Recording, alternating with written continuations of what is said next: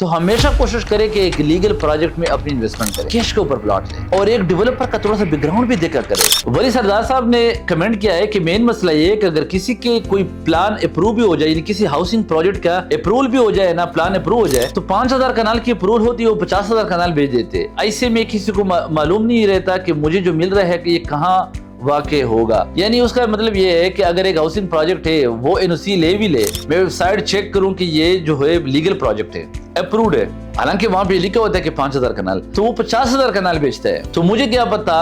کہ جو مجھے 5 مرلے کا پلاٹ ملا ہے وہ 5,000 کنال جو اپروول ہوئی اس میں ہے، یا 50,000 جو باقی ان اپروڈ ہے اسی میں ہے؟ یہ بڑا جو ہے زبردست سوال کیا ولی سردار نے۔ ان کی میں آپ کو ایک چیز بتانا چاہتا ہوں۔ دیکھو، نمبر 1 بات تو یہ ہمیشہ یاد رکھے کہ قسطوں پہ جب آپ پلاٹ لیتے ہیں نا تو اس میں رسک تو ہوتا ہے، یہ بات تو ذہن میں یاد رکھے۔ اگر آپ نے انسٹالمنٹ پلان پہ لینا ہے تو اتنا ڈیٹیل سے ویریفائی کرنا یہ بڑا مشکل ہے کہ فرض کرے میں آپ کو ایک مثال دیتا ہوں کیپٹل اسمارٹ سٹی کی،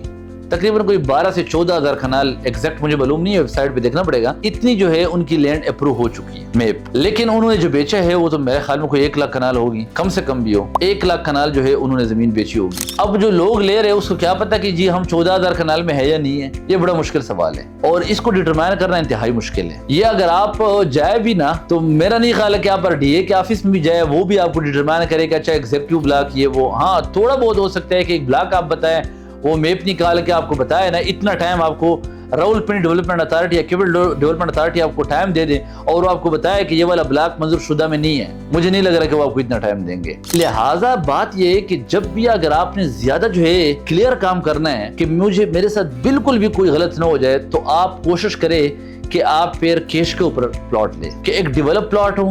اپروڈ ہو،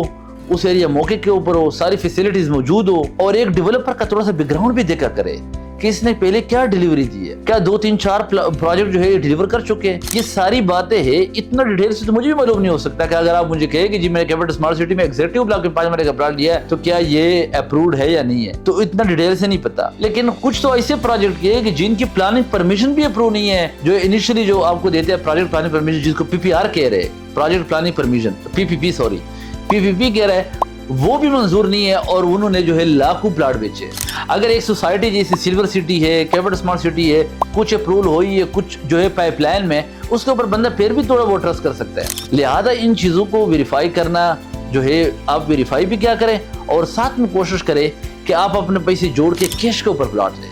چونکہ اگر آپ نے ایک جگہ پہ پلاٹ لینا ہے، وہاں پہ 50 لاکھ کا پلاٹ ہے، اگر کہیں پہ آپ کو 20 لاکھ کا پلاٹ ملتا ہے وہ لے، پھر آپ ایک اور لے، اسی طرح پیسے جوڑے،